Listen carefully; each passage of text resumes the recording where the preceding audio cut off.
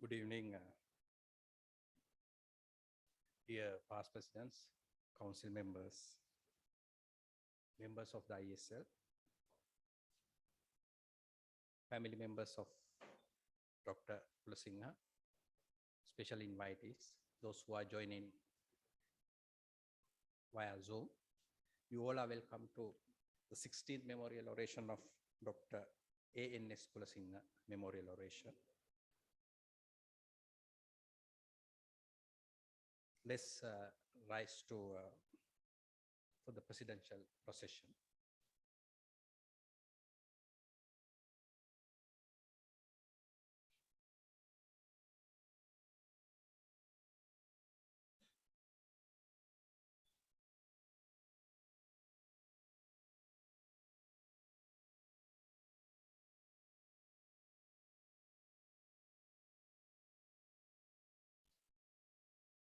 Now I cordially invite the following dignitaries to light the oil lamp. Engineer Dr. Kamal Laksiri, President of ISL. Engineer Professor Ranjit Isanayaka, President-elect of ISL. Our immediate past President, Engineer K.P. Ayudharmapala.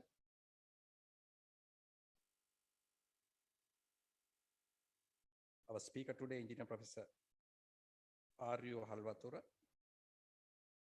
a family member of the Engineer Dr. N.S. Kulasinghe, Mr. Kulasinghe. In the absence of Professor M.T.R. Jayasinghe, Chairman, Civil Engineering Sectional Committee, I think he's on his way. I cordially invite the Secretary, Engineer Manjula Samarasinghe, and Engineer Neela Beseka to light the oil lamp.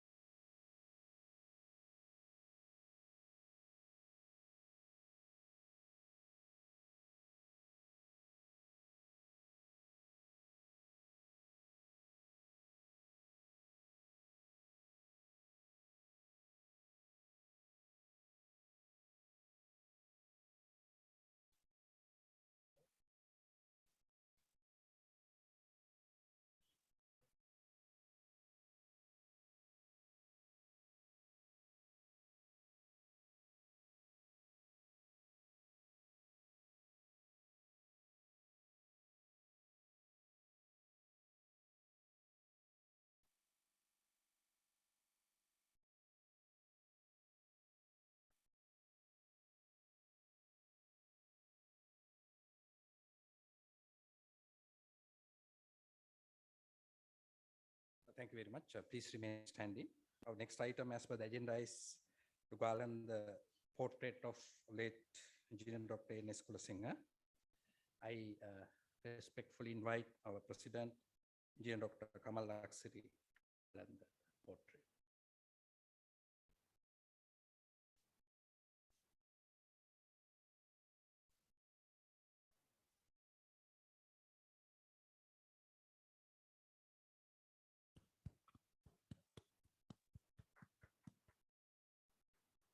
Thank you very much. Please,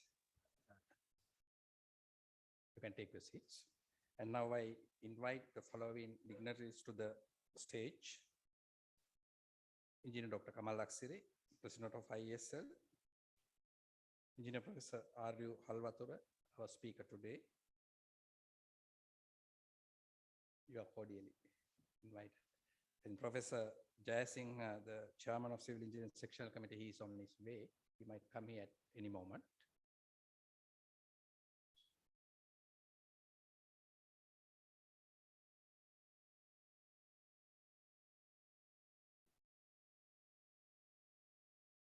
Now our next item is the delivery of welcome address. For that, I invite Engineer Dr. Kamal Laksiri, our President. Over to you, sir.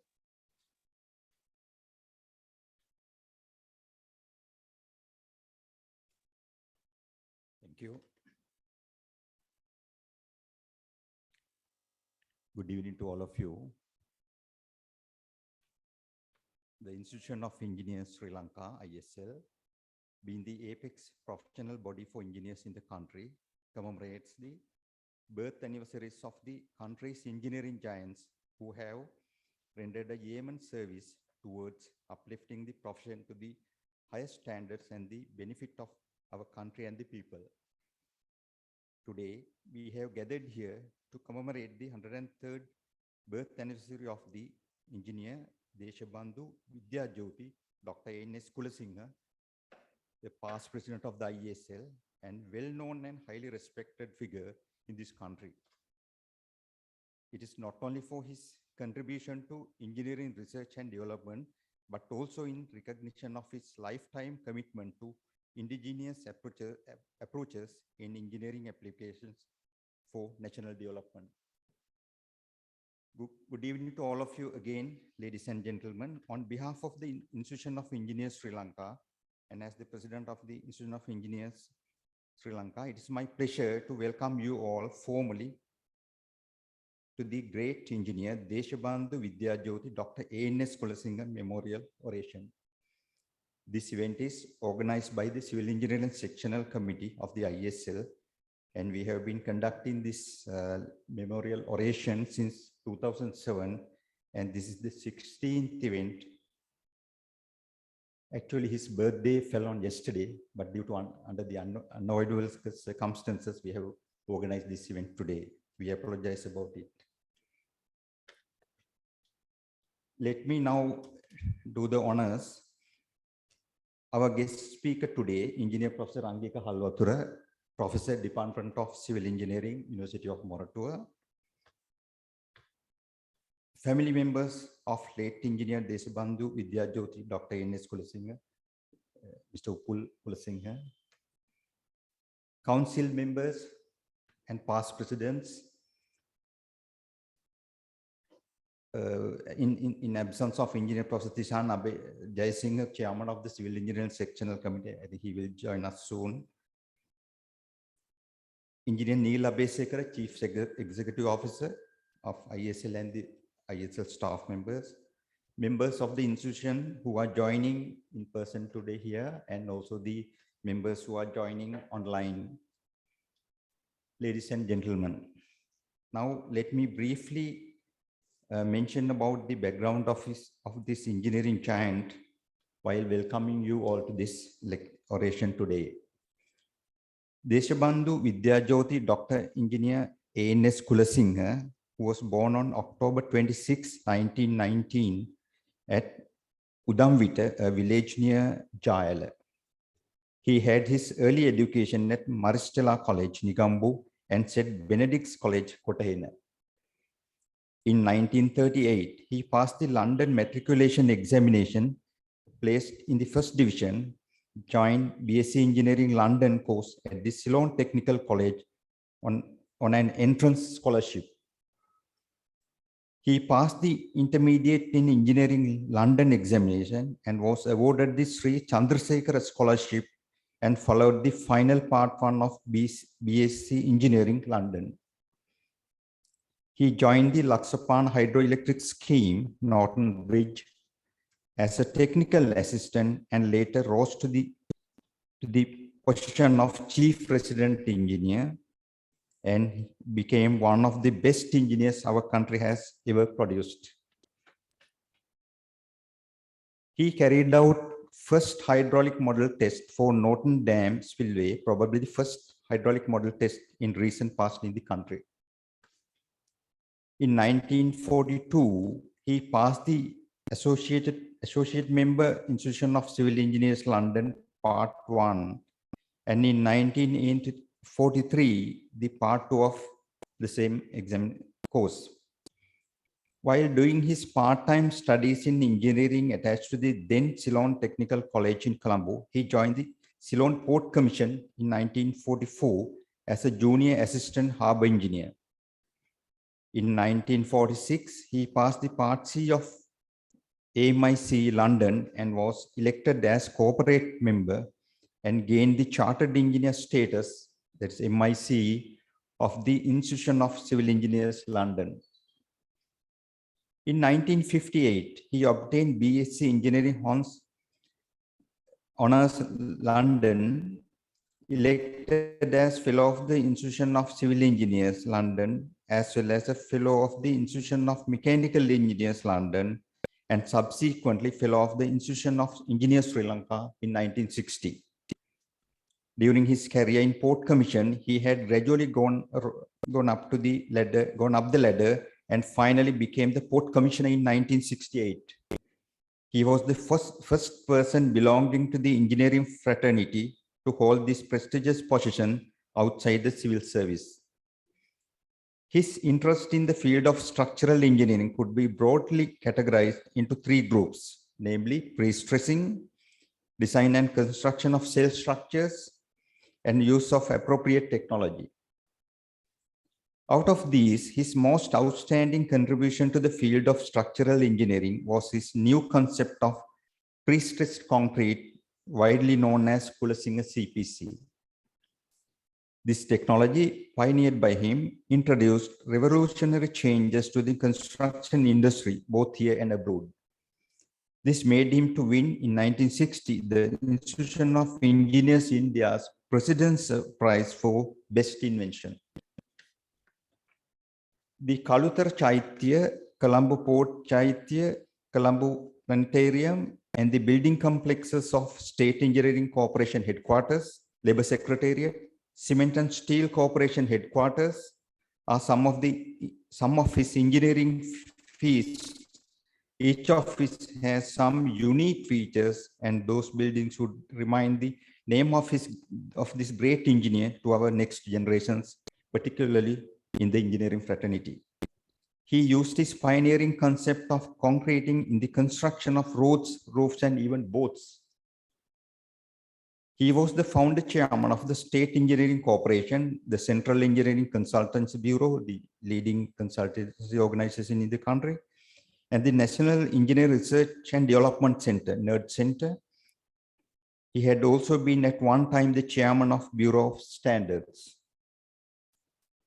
Notwithstanding his other commitments, he found time to serve as a director on the boards of several state ventures such as the State Hardware Corporation, Ceylon Steel Corporation, and Ceylon Tire Corporation. Despite his active involvement with the industry, he had been keen on getting involved with learned society activities as well, and had been committed to lifelong learning. He was the president of the Institution of Engineers Sri Lanka in 1969, the general president of the Sri Lanka Association for the Advancement of Science in 1970, and the president of the National Academy of Sciences in 1987. He had been at one time the country representative of the Institution of Civil Engineers UK and the founder chairman of the Sri Lanka Association of the Institution of Civil Engineers, the Sri Lankan chapter of the IC UK. Almost all governments in power and all major institutions in the country amply recognized and valued the contribution he made for the development of the country throughout his long and distinguished career. He was conferred the degree of Doctor of Science by the University of Morato in 1979, and the Open University of Sri Lanka conferred him with the Doctor of Engineering degree in 2000. Lately, he was honored with two national honors, Vidyajothi and Deshabandu. Two driving forces that motivated him throughout his career were innovation and self-reliance. It is in this context that the title Innovation and Self-Reliance of the felicitation volume published by the Institution of Engineers Sri Lanka in his honor in 2001 becomes appropriate. In his forward to this felicitation volume, late Sir Arthur C. Clarke, another Sri Lankan giant, had said, Dr. Kulasinghe was at once the thinker and experimenter, an unusual combination in any area of science. After serving Sri Lanka's construction industry and the country for well over 5 decades, This pioneering engineer and one of the best researchers Sri Lanka has ever had passed away on February 14, 2006 at the age of 87.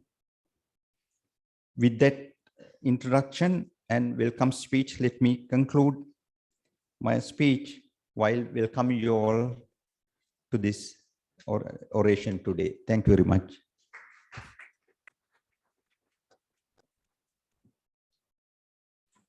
Thank you very much, President. Now it's time for me to introduce our speaker today. One of the most handsome and charming professors I have ever met. I don't see that other professors who are present here will get angry with me. Having said that, let me formally introduce him. Engineer Professor Ranjika Umesh Halwatura graduated from University of Moratuwa with a first class honors and completed his PhD at the same university in Structural and Building Service Engineering in year 2008, later becoming the youngest professor in Sri Lanka. He's an accomplished academic with over 250 published articles and having a 19H index. He has served in the capacity of conference chair, co-conference chair, editor, and reviewer in many local and international conferences and journals.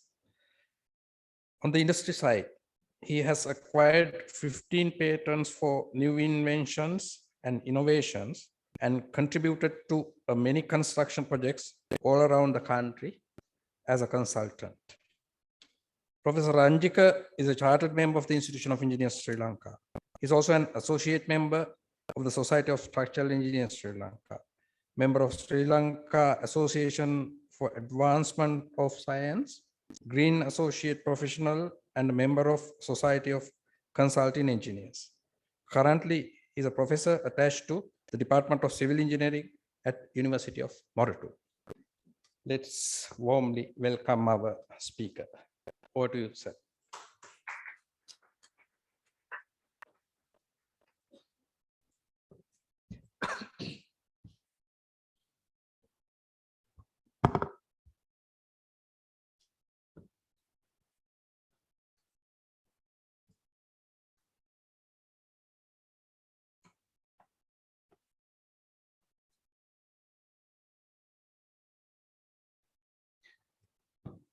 Yeah, thank you very much, and thank you for the nice introduction.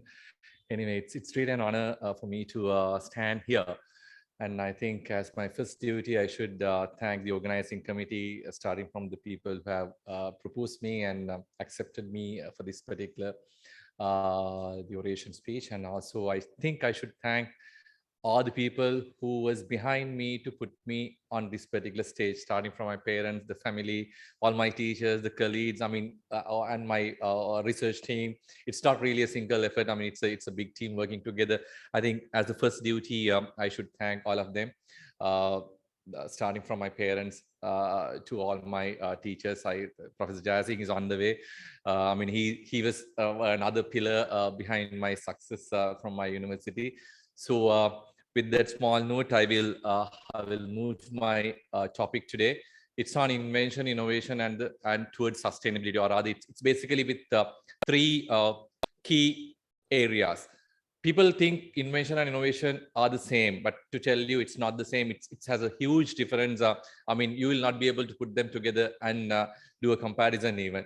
So before moving to the topic, you can see there's a small video playing. I don't know how many of you can recognize what it is. If I tell you, it's a piece of a coral. It's a macro image of or a video of a coral, and it's not from the sea. It's from my university lab. I have a small lab at the university, my own lab called Pro Green Lab. Inside that, we have some coral tanks, and this particular small video was taken from that particular coral tank. So it's not to show start with what I'm doing at the university, but to tell you a story about the sustainability and innovation and innovations.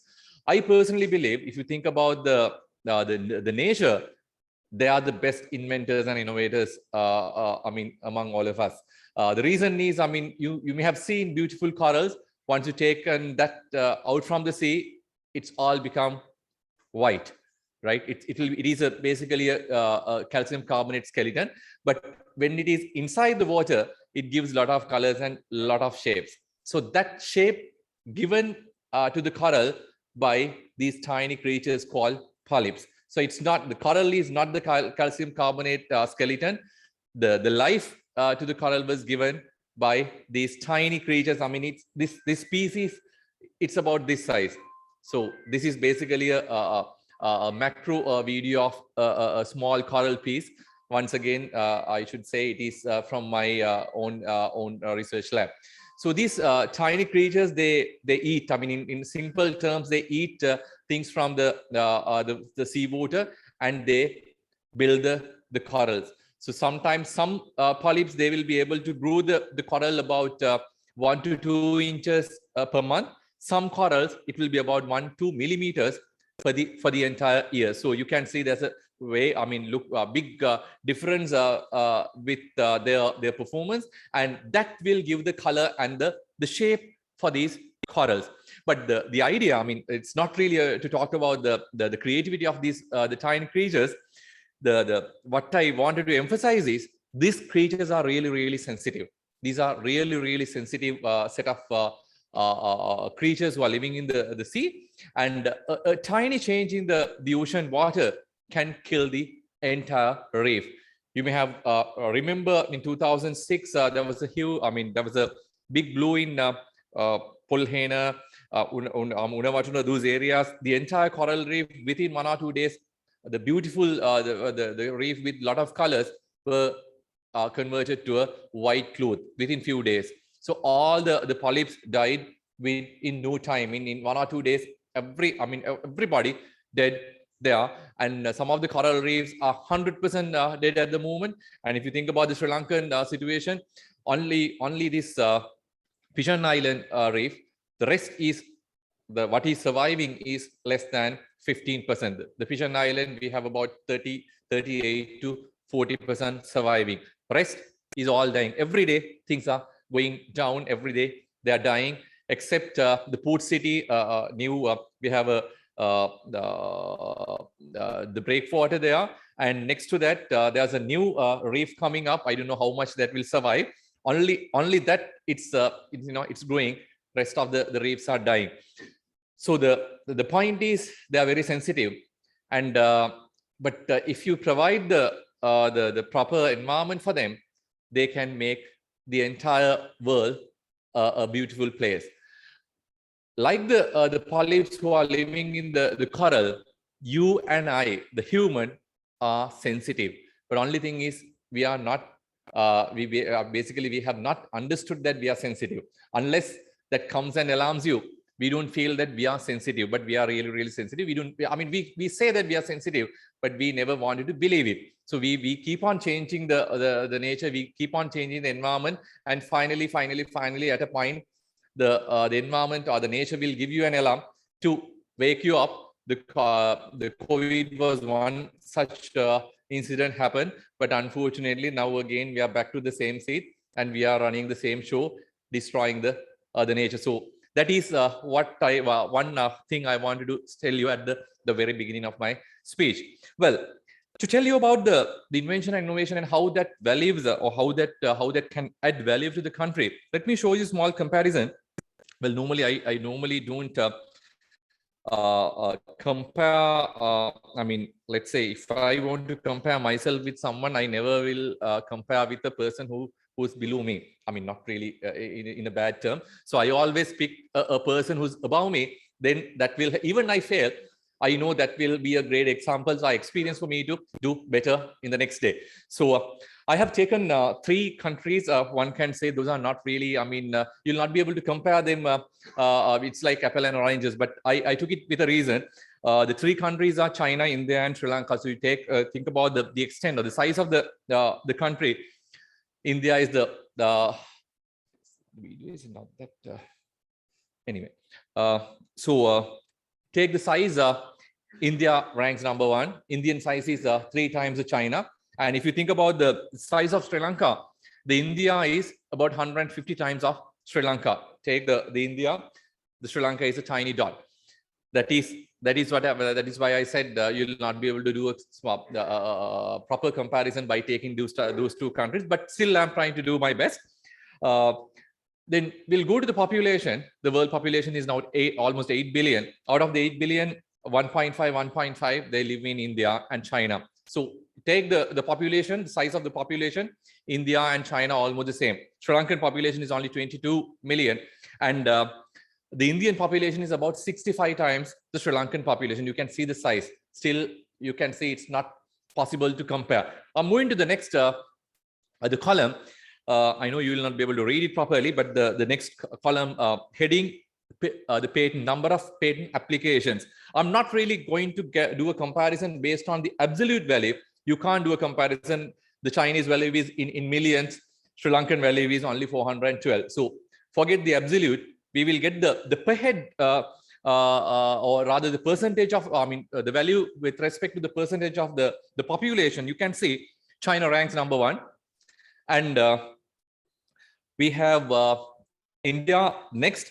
So the number of patent applications, Chinese value is 37 times the Indian value, right? Percentage of the population. Then move to the Sri Lankan value. Chinese value is 52 times the Sri Lankan value. So you can see we are almost close to the Indian value.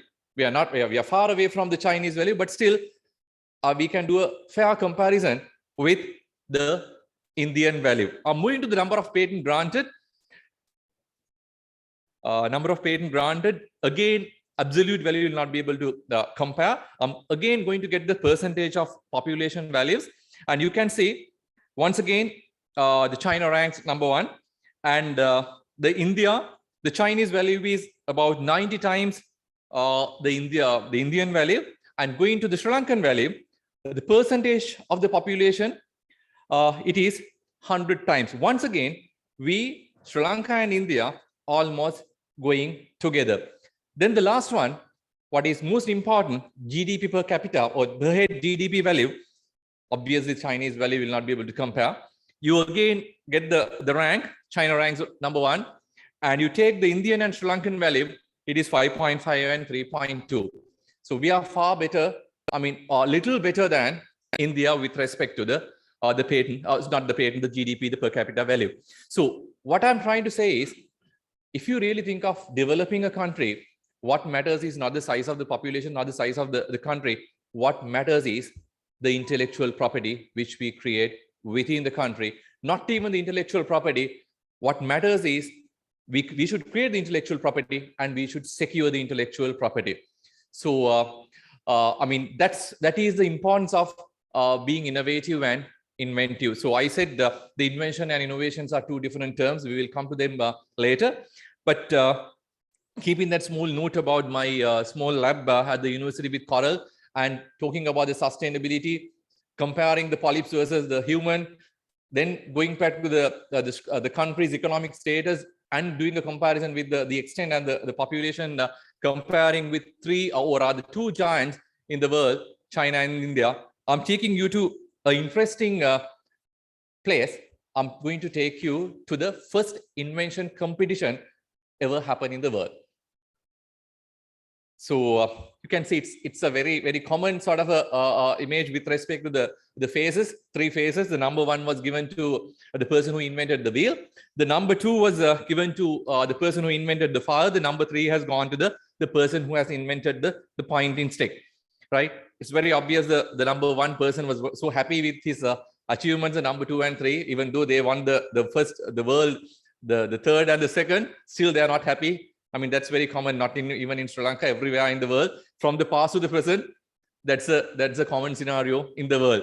But the idea is, if you take any product you are using today, these 3 will be there: the pointing stick, the fire, and the wheel. So that's why they have put them as the best 3 invention in the world. From that is the world situation. So are we going to second to the world scenario? No, I'm not going to put you there. let me take you to one great example from the history. I mean, I'm sorry to put this particular side. I mean, this is a burial location. This is a prestige place, and who should build the country. But I'm putting that this particular location with a reason. Before moving to the reason behind me putting this particular slide, let me explain what is this particular site is. As I said, it's a burial location. So this is the location is basically from Kurunegala to Dambulla on the main road. Very near to Dambulla, you will be able to see this. Whenever I pass this location, I used to get down and feel it. I mean, it's a nice feeling there, even though it's a burial location. So going back to the location, when a person, I mean, this has a long history. This history goes back to more than 2,700 years. So you just compare the time. This is basically before all these religious leaders came to this particular world. Lord Buddha, the Jesus Christ. I mean, whatever the religious you believe, this is well before that particular history. Okay, keep that in mind. And going to introduce this particular location. So there, if a person died before 2,700 years, they took the body, they burn it, got the ash, and put the ash into a pot, which you can see at the center. It's about 2 feet to 2.5 feet high, right? Thickness was about 10 to 15 millimeter. So they put the ash there, and that particular pot was kept between, it's not the verbal mud, I'm talking about the real mud.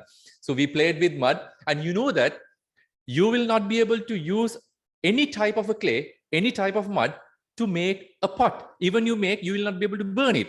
So these people, they managed to find what is the best composition of clay to make this particular pot. Technology, they haven't come to my prestige university, Morutu or Peradeniya University, to learn about it, the soil technology. They learn it from the nature. Then the next point, they knew another interesting thing. You know that without the Sakaporua, you will not be able to get the symmetricity and the thickness. So like the Veswabi, you will not be able to create a pot with this size, right? So definitely they knew about the wheel, which I showed you from the previous slide. So they knew about the wheel. That is about the technology. The third one, they knew by burning the clay, they can change the properties. So that again, not from the university, that again, not from a A-level or O-level class. That is again, that knowledge was basically came from the nature.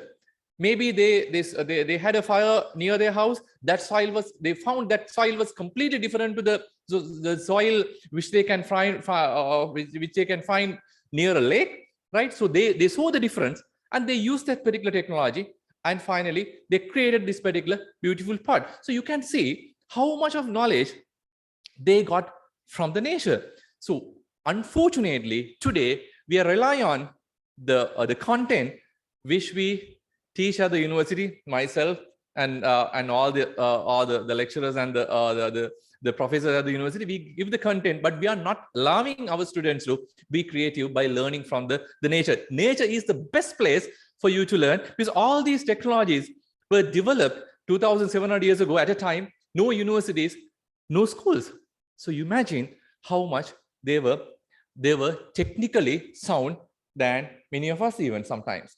So, and the other one is the sustainability and adaptability. I mean, this particular, the location itself will prove you that we were a very sustainable and adaptive set of creatures. I started with Ibanka to a burial location, but you take any construction from the history, they were really sustainable, and they were thinking about the sustainability.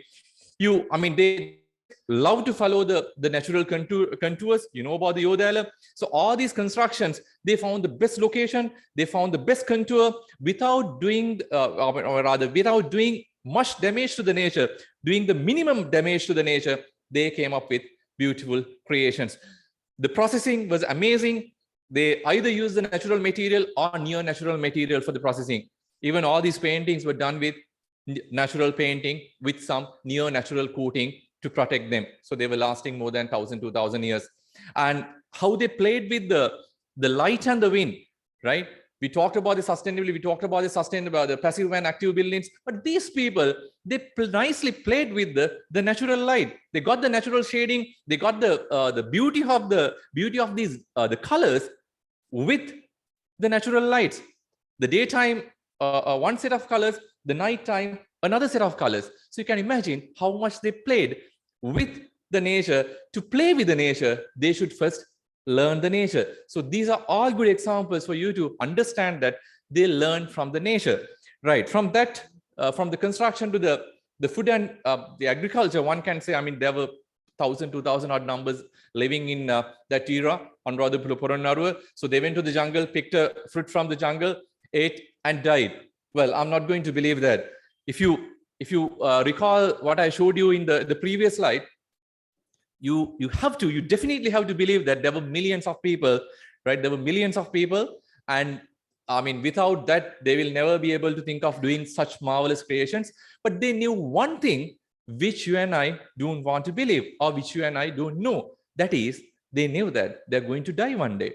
We, even at the ICU bed, the last minute, the last second, still we are trying to stay for another 1 more minute. I mean, I'm not going to say that is bad. I'm not really asking you to stay with a belief that, you know, you're going to die. No, that is what I'm going to say. But at least they knew that they're going to die, and they tried their level best to save the balance for the next generation. So that's why we are enjoying all these things today. So they used the minimum possible land and got the maximum productivity. So no one will be able to ever say that we had 1,000 or 2,000, 3,000 odd numbers living in this Anuradhapura era. Millions of people, but they knew that particular small fact, they're going to die one day, and they had a happy life.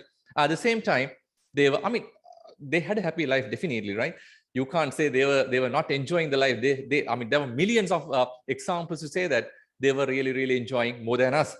So, but what matters is they knew the real concepts of sustainability. We talked about the sustainability today and build structures which can last 5,000, 10, or rather 500,000 years. Are they really sustainable? I mean, the sustainable definition, the quoting, it says, you enjoy your life, have your satisfaction, but don't compromise the ability of the next generation to have their life. So you build a house or build a building, apartment, which can last 1,000 years. I'm asking that from you, right? And you force the next generation to live there without knowing what they're really expecting. If they really want to have a jungle in Colombo, can they do that now? They can, by demolishing all these structures, but it's again, I mean, loss of materials. So are we really, really sustainable? You and I have to think about this more and more, being as professional in the construction field. From the food and agriculture, let me take you to the medicine. I'm not really talking about the Ayurvedic medicine which came with King Vijaya. We had our own Hela Vedakama. Let me take one simple example from the history. Even now we have that particular therapy or the Hela Vedakama. I don't know how many of you know about this Rasa Vedakama. Rasa Vedakama, Rasa is Rasa the mercury, right? So when you say mercury, let's say a thermometer which drops and broken into pieces in your bedroom, you don't allow your kids to go there until few days, because you know that the mercury is it's a heavy metal and it's really harmful. It can cause cancers.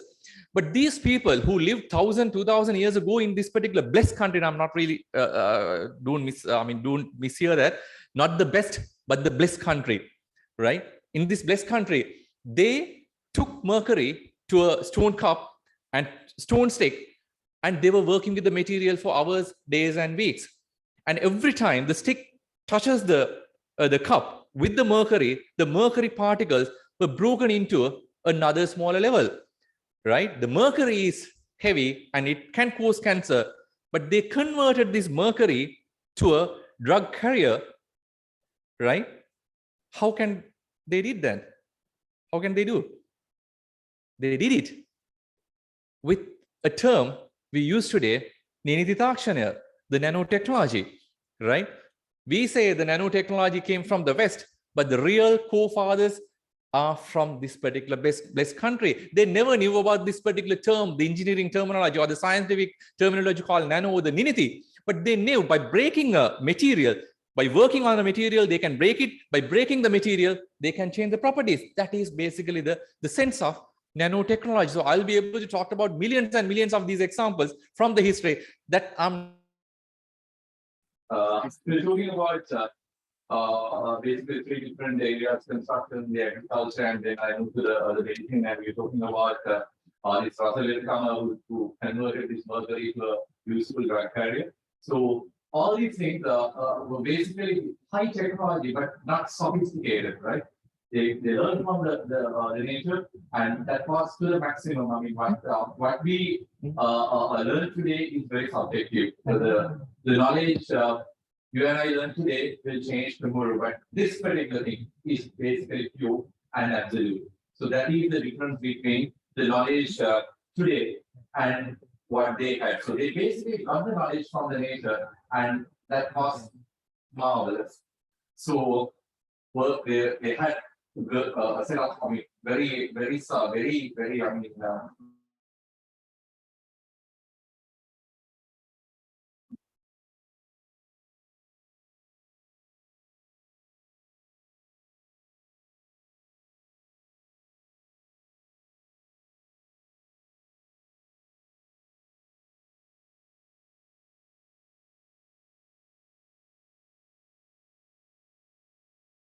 I mean, you'll adopt with that and will work accordingly. Coming from the school with the same school uniform, I'm playing until my mother comes home. And when she comes about 5:36, she has to pull me in. Okay, have a wash and start doing your work. So that was my childhood. But today, our kids, not really my kids, basically, I mean, good sake, they are not with that. They are basically following my footpath. But many of our kids, they are very busy with their smart devices or the computer, the tablet, or even the smartphone.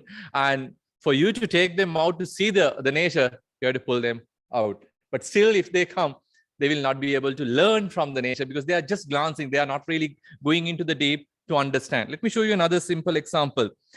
We are in October. I mean, September, October, the best time for you to do the kite flying.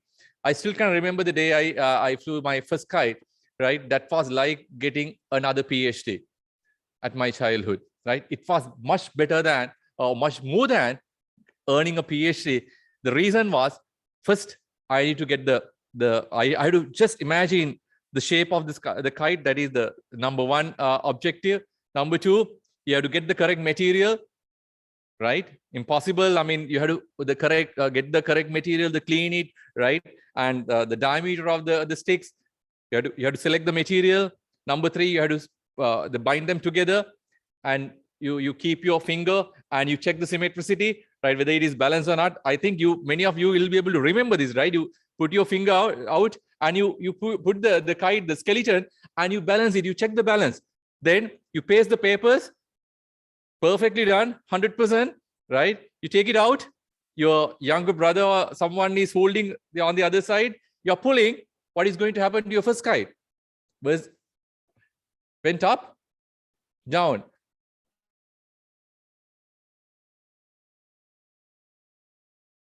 Then, after months, your kite will fly to the sky. So, I don't know how many of you have that particular experience, the feeling. I have that. I mean, that was marvelous. That is like getting the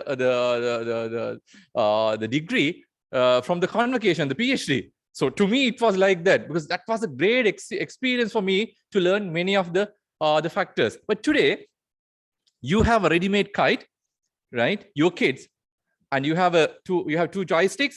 You're playing with the sticks. The kite is not a real kite. It's a drone now. More than what you experience, what you feel, now you can see from the sky, right? You have a camera attached, and you basically can get the bird eye view. Amazing, but you missed that experience part.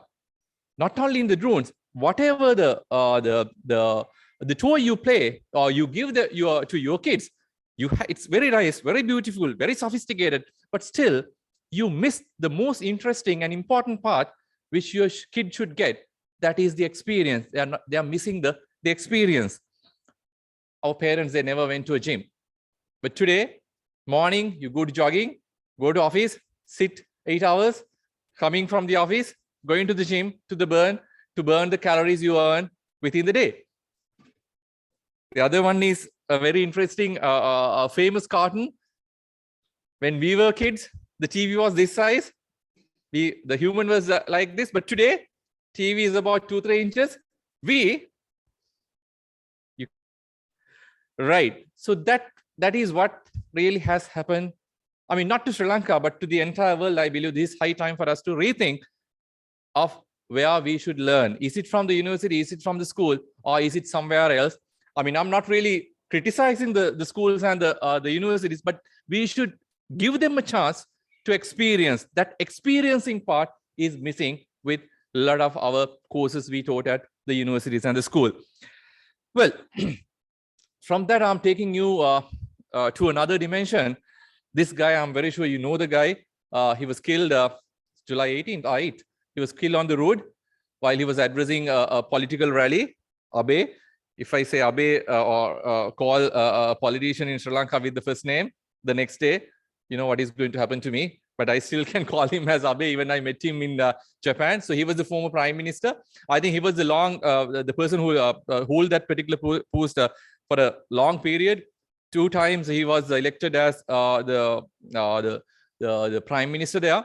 I'm not really talking about the politics, but I really respect the guy. Sri Lankan politics, I'm sorry, I don't respect the Sri Lankan politicians and the politics much, but I really respect this guy due to one particular reason. He found into 2020, I believe, he found he's not fit enough. He stepped down and give the battle to the next generation or the next person. So with that, I respected the guy, but I'm not here to talk about his politics. In 2018, I won the World Academy of Science Young Scientist Award. Then I was sent to Japan for a science and technology conference, and for that particular conference, all from all over the world, there were young scientists that attended the conference. And that conference, the keynote speaker was Abe. So he came and he was talking about one simple technology developed in Japan for 1.5 hours. That particular technology is this, the tractor. Right? This tractor is not a simple tractor. This tractor, or rather 2 tractors, can do the farming while keeping 1 inch distance, communicating each other. Amazing. Artificial intelligence, Kritima Buddhiya. So that tractor can communicate each other, right? And keeping 1 inch distance can do the farming. You assume 2 farmers, keep them 2 meters away, give all the instruments, make sure 2 ambulances are ready on the either side. Because we are that much of good in communication. But these 2 tractors with artificial intelligence can communicate each other and do the farming. Amazing. I couldn't sleep that particular night, to tell you. I was thinking the day this particular technology crosses the Indian Ocean and reaches Sri Lanka. So that is marvelous, amazing. The artificial intelligence in Japan, it's amazing. That's why this particular guy was talking 1.5 hours about that artificial intelligence in Japan, and how much they are working or they are using this particular artificial intelligence, the Kritima Buddhiya. Right. So I had a sleepless night. The next day I had to, I had to come to Sri Lanka from the main city, the airport. Japan is not developed as Sri Lanka, right?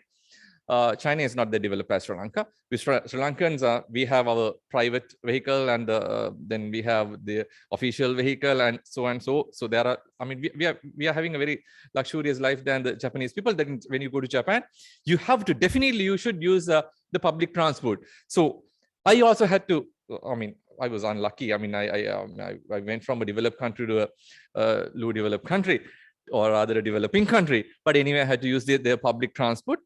On the public transport, I took the train to travel to the airport. And while I was traveling, I met a beautiful family. Don't misunderstand me. I took this particular photo not because of this beautiful lady there, with a reason. So I was sitting on the other side. If they ever found I took this particular photo, I'm still in Japan. But they respect the privacy a lot. But I didn't know about that, their law at that time. I took my phone. I covered my phone. I took a photo. Not because of that particular beautiful lady. So I was traveling with them for 45 minutes. from their main city to the airport.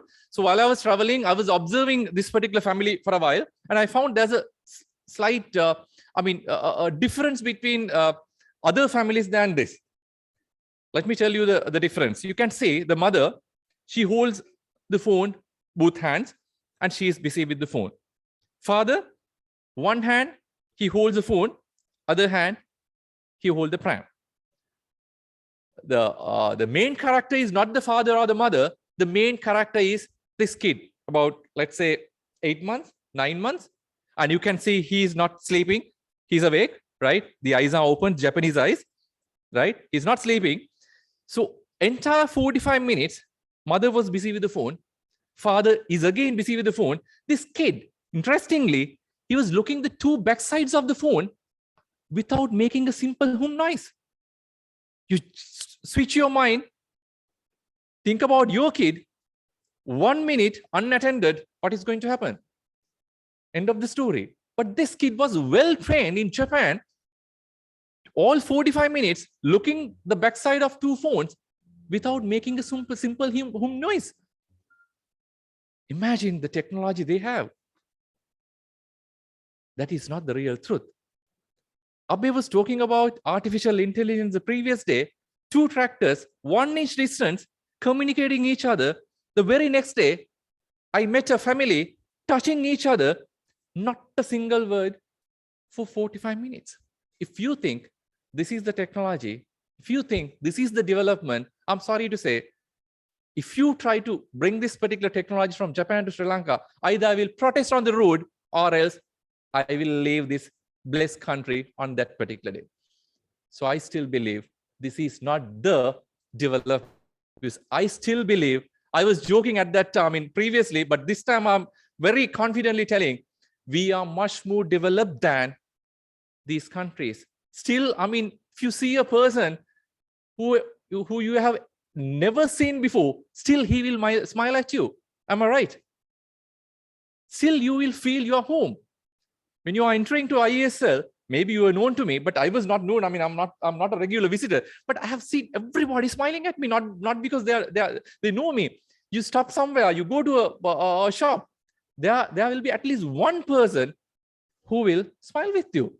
So I still believe this development should not enter to this particular blessed country, not once again, not the best country. Anyway, so that is where we have to seriously think. This one story, the entire world is burning, right? The climate change, the energy issue. There are a lot of stuff, man-made stuff. Let me show you one simple, interesting example from China once again.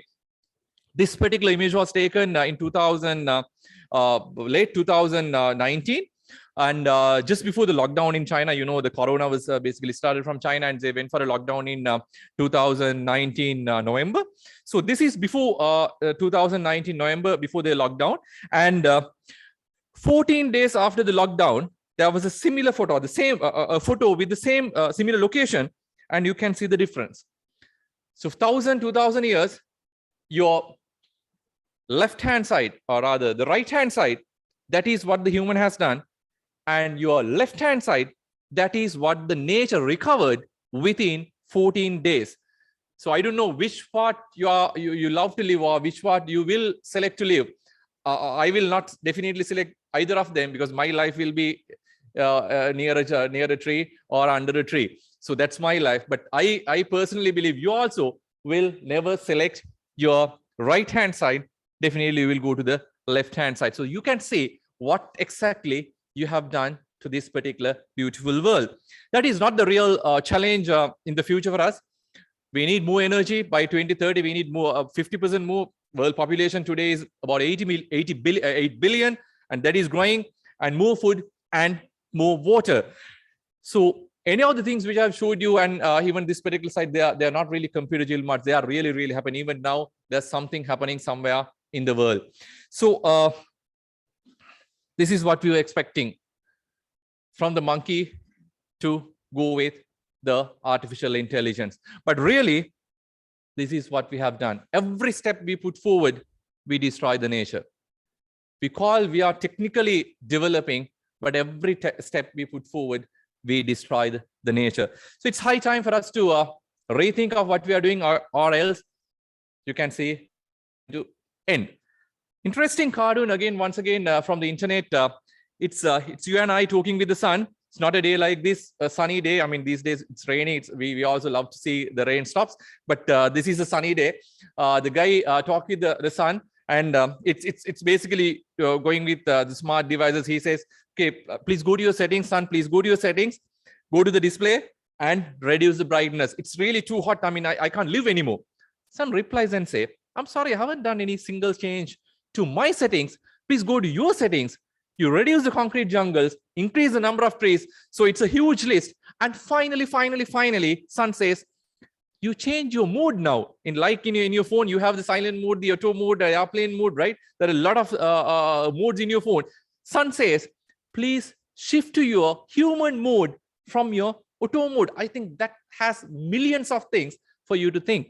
Please shift to your human mode from your auto mode. I think this is not the right place to show this particular slide. We should go to near to the parliament and we should show this. But anyway, I think you people will carry the message to the topmost people. We believe they are the top, but I really personally don't believe they are the top. I mean, you are the topmost who should run the country. But anyway, so this is high time for us to rethink about our roots. So we basically think we are the leaders of the world, but unfortunately we are not the leaders. We are just carriers of basically the puppets, as you said. We are puppets. So that is where the sustainability matters a lot. Sustainability is not to build structures which last 1,000, 2,000 years. Sorry to say, I mean, I don't accept that particular fact. Yes, we have to be sustainable. We have to be green as much as possible. We have to be sustainable. Sustainability means it is not to assume how the future generation thinks, but let them to have your life as they wish. Right. That's all about the sustainability. Now, oh, a wrong slide. You may think it's a wrong slide. Not really. It's not a wrong slide. I wanted to sounds. Well, I'm very sure you are familiar with this particular cartoon. I don't know how many of you can't remember this.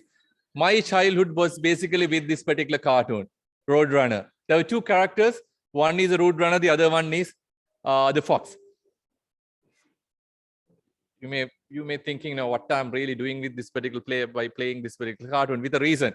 Well, in this cartoon, you can see, if you can remember, every week, every episode, the fox came with a new idea to catch the Roadrunner. Sometimes he make rockets which flies parallel to the ground. So every week, every episode, there's a new technology, new inventions coming. So if you create which is new, which is not really common to the common knowledge and which is not belongs to someone else, we can call it as an invention. So the person who's doing inventions, we can call them as inventors. So in that the context, Roadrunner, or not the Roadrunner, the fox is, in this particular cartoon, he is the world's best inventor. Every episode, he comes up with a new invention. Very recently, when I was looking for this particular cartoon in the internet or in YouTube, I found another interesting one. This was not there in our childhood. So the fox is coming up with a new invention, and his target is to catch the Roadrunner. Look at what is happening. Failed, accident, and finally, Roadrunner was killed. So this is the best cartoon ever in the world to explain, or this is the best way to explain the difference between the invention and innovation. I said the fox is a great inventor. I'm not going to say all the inventors are fox. The reverse of the inventor, the fox is a great inventor. But what matters is he couldn't catch the Roadrunner. So his entire intention was to catch the Roadrunner, but he failed it. Even at the last, the invention he made, he managed to kill the guy, but not in the way he expected. So this is exactly the issue with Sri Lankan inventors. I mean, in that context, your father was a great inventor because he had the the view and the vision, and he went for it. So there were many failures. I'm very sure there were many failures. I mean, that is the life of an inventor. But what matters is achieving the end target. Our inventors, they make inventions to clean the roof, but finally, end of the day, that was used to clean the floor. So it's not an innovation. So you will be able to understand the difference between invention and innovation now. Invention is, so if you create something which is not belongs to the common knowledge pool, and also which is not belongs to someone else's knowledge, we can call it as an invention. And to safeguard your invention, you can go to your patenting. You can patent and you can secure intellectual property. That is invention. But converting that invention to innovation, it's a long process. Normally, an inventor will not be able to do that. If you can, I mean, if you are an inventor and you can convert your invention and innovation, it's a great challenge. It's super. But if you want to convert your invention to innovation level, you have to find at least one user who use your invention in the same purpose. For the same purpose, you are intended to develop that particular stuff. So that is the difference between invention and innovation. So many of the Sri Lanka, the issue is we are very creative. I mean, we have a lot of creative ideas, but unfortunately they dies with invention. We are not really commercializing. Many of our inventors are not from the universities, right? We are in the wrong country because only handful of people will be able to go to the universities and get access to the university laboratories. So who are coming to the university, they are not really creative. I'm not really everybody. Majority, they are not really creative. The creative people are outside the university. The gates are closed for them. So that is the very unfortunate situation in Sri Lanka. You go to developed countries, you have incubators where the university experts work with the people who are creative. They get the sense from the creative people. The professional, the knowledge will pump from the universities, and finally you are coming up with a product which can be directly sent to the market, because that particular product is developed within a university. They do the market study, they do the product design, and they know the shape and the quality the people needs, and the most interestingly, they pick the question from the community. They are working with the community. Our people, many of us, sometimes including myself, overnight we get some idea. We invent it, we spend millions and millions government public funds to do that particular invention. And later we go to the government and say, look, I have an invention, you commercialize it. You pump all the GDP to that particular invention. Okay, fine. You give the subsidies, you convert that invention to innovation level, but that is not really sustaining. The reason is, if you look at the priorities of the people, that is not for them, right? So until the government funds, that will be there, but when the funding goes, it will die down, or rather it will get a natural death. So that is what has happened to the Sri Lankan inventors and innovations. You get the tip in your dream, you create the stuff. Yes, it is not there in the knowledge pool, the pool. The invention fine, yes, but still no use. So that is what has happened to Sri Lankan inventions. Let me show you one or two great examples from the history once again. This is Arthur. I mean, we believe he's the world best inventor with a lot of patents and a lot of commercializing. And he was the person who invented this wall plug. Initially, it was a tube, and his invention was to add these small two projections. That's it. Nothing more. The tube was there. You drill the hole, put the tube, you screw it. It was there. His invention was have these two small projections, billions of dollars. Still, whenever you use your roll plug, he will get the recognition. Let me show you another thing. Velcro sheet, right? So George, I mean, this has a nice, interesting story. George, when he used to do jogging in the morning. So those roads are not developed as Sri Lankan roads, paved and carpeted roads. He's basically going in jungle roads with his dog. And every time when he returns home, he has to take out these burrs which are attached to the cotton or the wool of the dog. When he was removing them, he found the burrs, there are some strong projections, and it is strongly attached to the soft wool of the dog, right? Then he realized, okay, when the soft and the hard, mix together, the blend together, you can get a strong bond. So that's how this particular Velcro sheet was developed or invented, right? It was not developed with all the sophisticated laboratory facilities. That inspiration was basically from with his Duke, and you can see the Duke in that particular image as well. Every time, I mean, even now, I'm very sure you'll be able to find many places where you use Velcro sheet. Every time you use this guy was recognized and a portion will go to the guy. So that is the value of intellectual property. You should create the knowledge and you should secure the knowledge within the country and internationally. Then only you can develop any country, right? So that's about invention and innovations. And about me, I mean, if anybody asks who am I could show this particular image. That is not to say that I'm always love to have a bath. No, that is not the intention. I always love to get the problem from the nature and try to solve it in a natural or a near natural way. And when all the people are busy with the sophisticated devices, I used to be with the nature. It's in a simple way. It's like this. Don't misunderstand me. I'm not a good musician. I'm not a tabla player.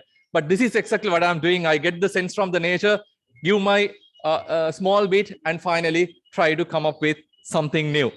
So this was my first inspiration, the Vespa Bee, the Run Kumbhala. And this took me to my first patent. And more than the Run Kumbhala, you can see the Vespa Bee. You can see the 3 photos which I'm showing below. I mean, to me, those are the most comfortable houses which I have ever lived. Those are, I mean, if anybody asks what is the best hotel you lived, I could definitely say these are the best places where I enjoyed my life.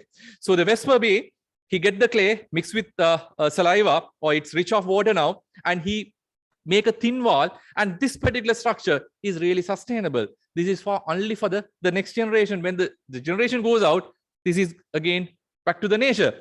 So we'll take the sustainability out, but this particular inspiration took me miles away and led me to develop my first patent, that is mud concrete block. So we didn't stop at that particular point. If you compare the Vespa Bee with this bird, you can see he's also playing with the clay and water, the clay mixed with rich water, and then but in addition to the clay and water, he mixed some fiber, right, grass leaves. And that was another inspiration. So we started a lot of natural fibers, polymers, and industrial waste. I'm a person who loves to work with circular economy than the linear economy. So it's not really me, it's a team working together. So we were trying with a lot of materials, chemicals, natural and artificial, starting with Daul Kurundu, right? I mean, it's a long list. And finally, we managed to get, or rather secure, 6 patents on mud technology. Well, one can say I'm also like a fox which was there in the Roadrunner. I'm so happy I have went 1 or 2 steps ahead.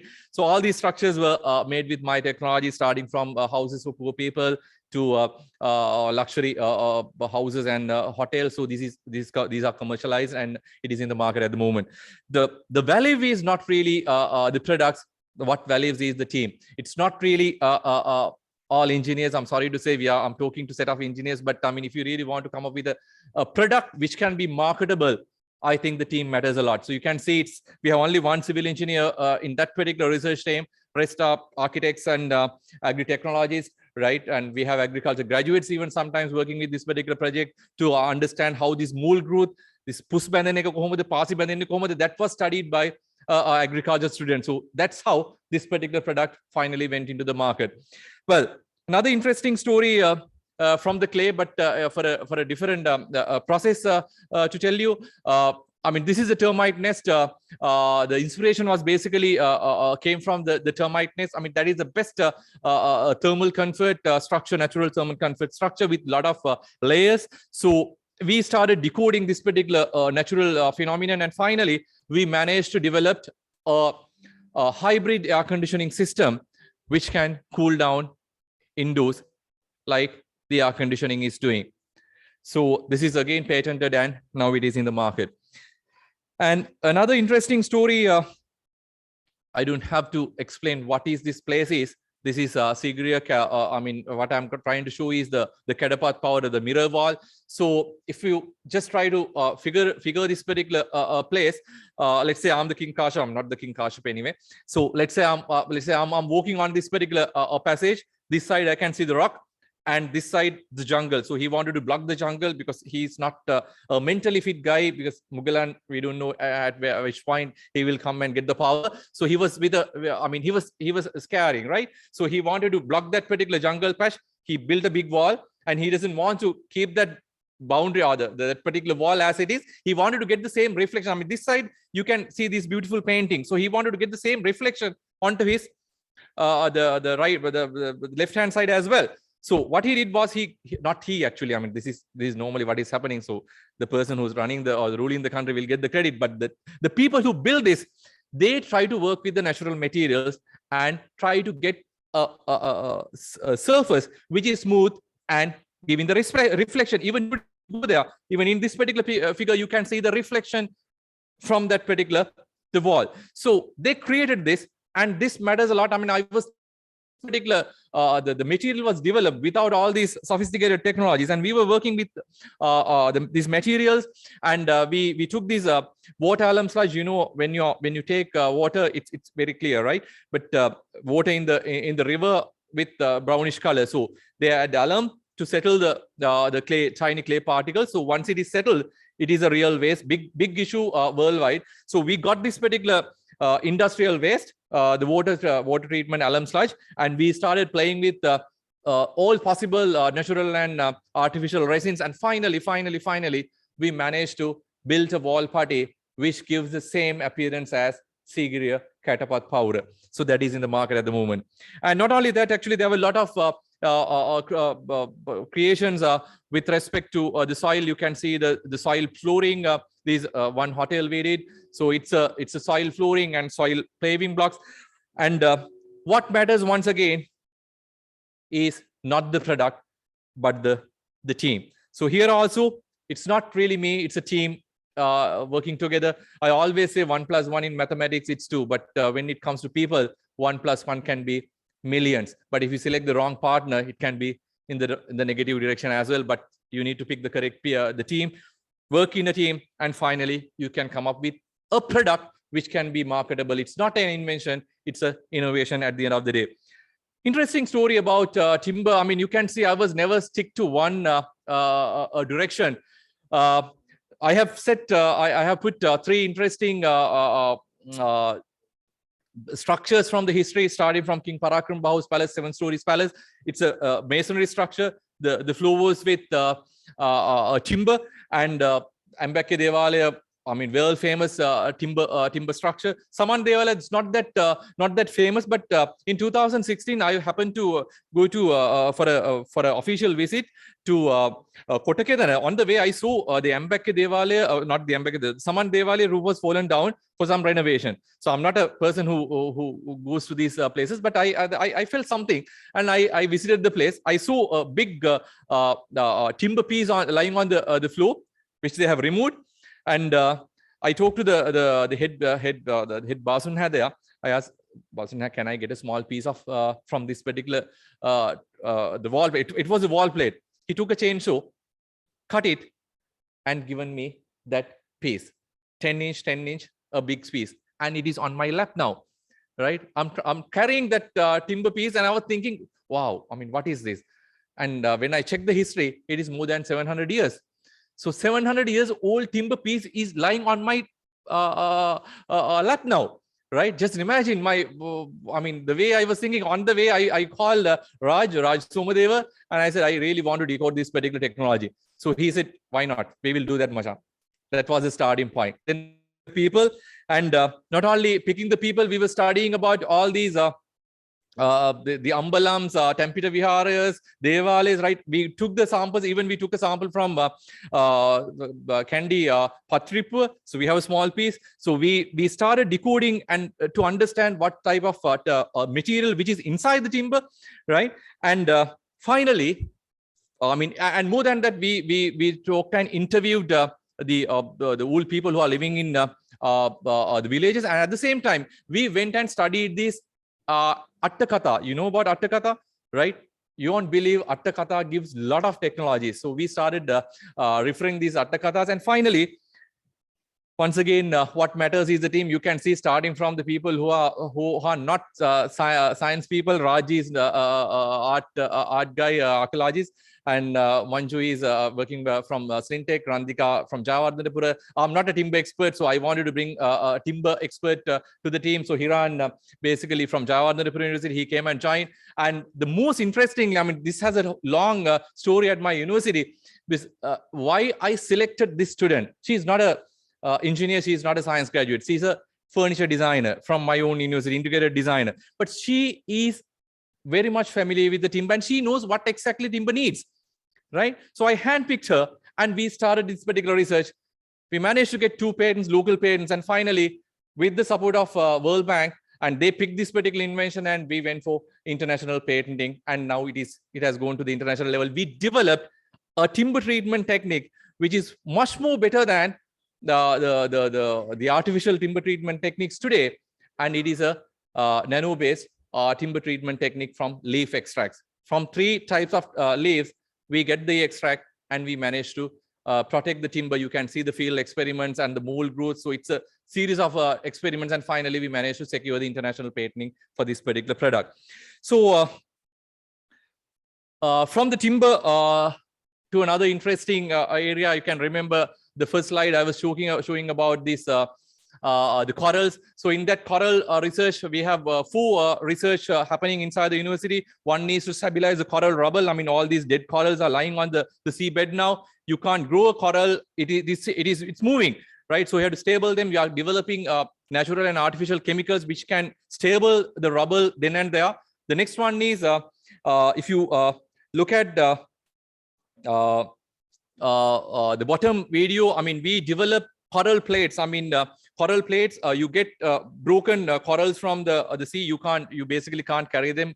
You will be jail if you carry without the proper permissions. We have permissions to carry corals wherever, I mean, we want. We can bring the corals. So we get the broken corals. They are in this size. So we break them into small pieces about ½ inch, and we plant them. We fix that to a coral plate, and we grow about 6-7 months. It will be like this, and finally we transplant them in the sea, and it will become a good coral reef at the end of the day. So there we develop this coral plate with industrial waste, and also we create coral structures to stand for this the waves and all the natural issues, and those coral structures are used to plant these corals on the seabed.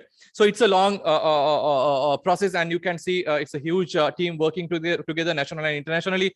It's not only the engineers, it's with all the other the experts who knows about the corals much better than, or rather more than me.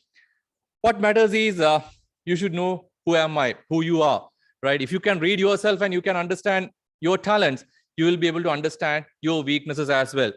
You need to understand your talents and your capabilities. At the same time, you understand what you don't know, what you know and what you don't know. If you know what you know and what you don't know, you can easily pull up and make your team. If you know where you are today, you can easily plan where you want to be. If you don't know where you are today, how much you try, you will not be able to plan your future.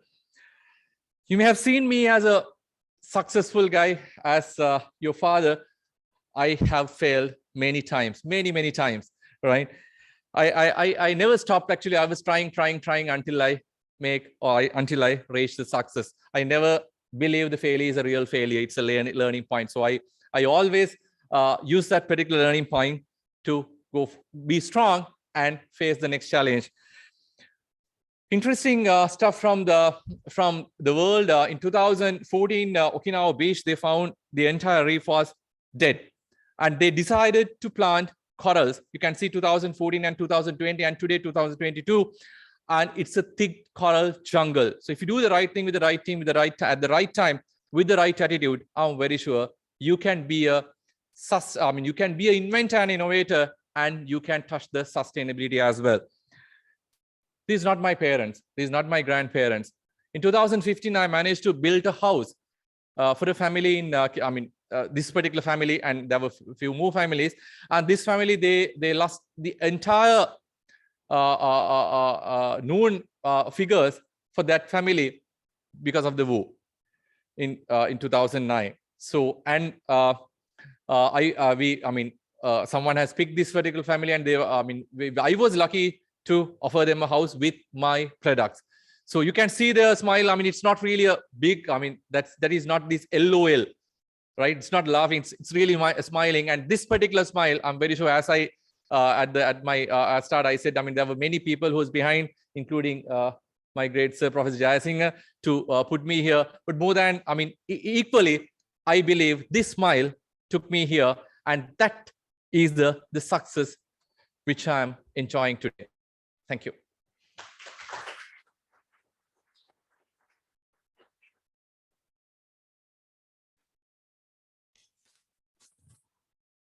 Thank you very much, Professor, for your the philosophical approach on innovation and invention with our traditions and cultural values.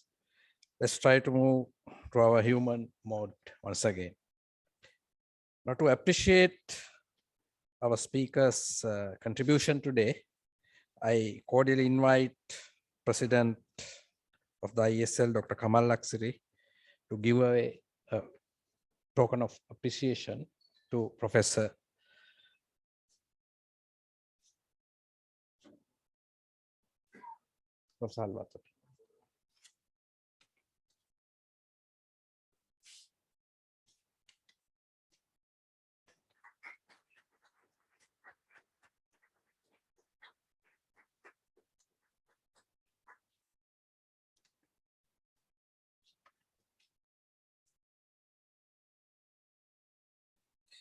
Thank you very much, President.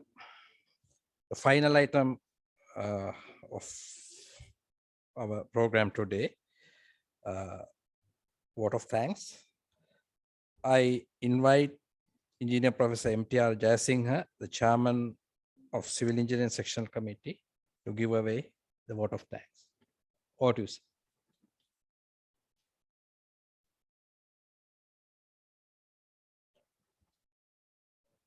Thank you, Neil.